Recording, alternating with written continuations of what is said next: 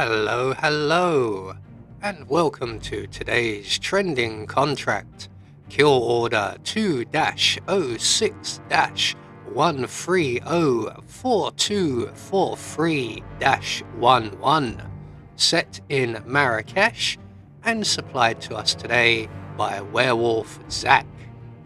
So with no briefing, we'll move straight on to our targets, and today we have 5 of them, along with a free map.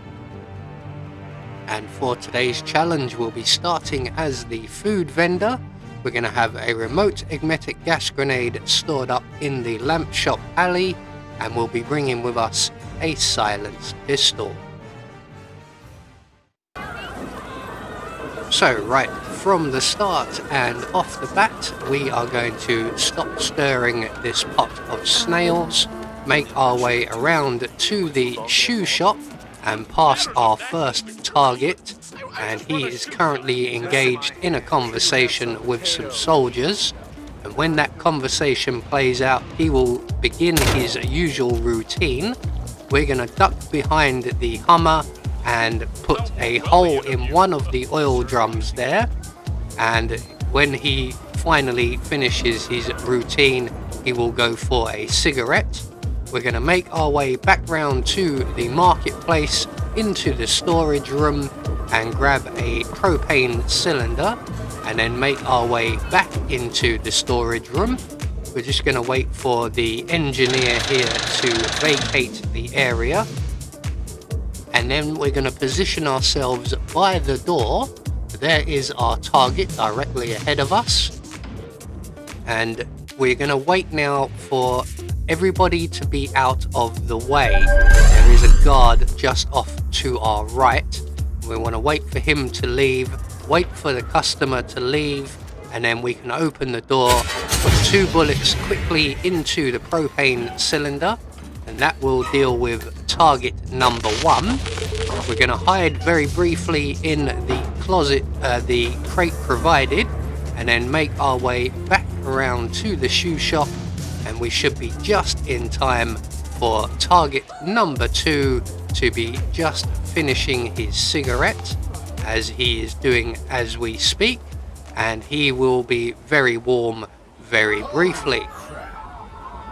So up goes Mr. Strong, and it's not a good idea to be wearing a full-length outfit. I was going to say dress, but it's not a dress.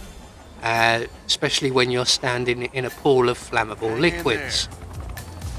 So moving on to our next target, and we now need to retrieve our gas grenade. So we're going to head around past the market area, we're going to go through the bazaar area, and we're going to retrieve the gas grenade from the lamp shop. So through the lamp shop, and we're hopefully going to be able to dodge everyone. It's actually quite empty in here today. Once we get into the alleyway, we can grab our briefcase. We're going to remove the gas grenade from the briefcase, return it to the briefcase and activate it, select in our detonator, and then we're going to make our way to the sushi bar where our next target is located.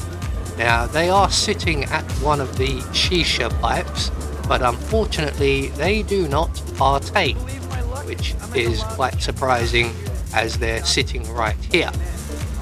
So we're going to walk straight up to them, trigger our gas grenade.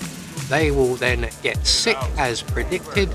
They will make their way into the outer bathroom, and all we have to do is follow them at a discreet distance and close the door behind us before asking very politely, "Have you seen Vladimir Putin's marbles? We believe he may have lost them." So apparently there are no marbles down the toilet, and we can then move on.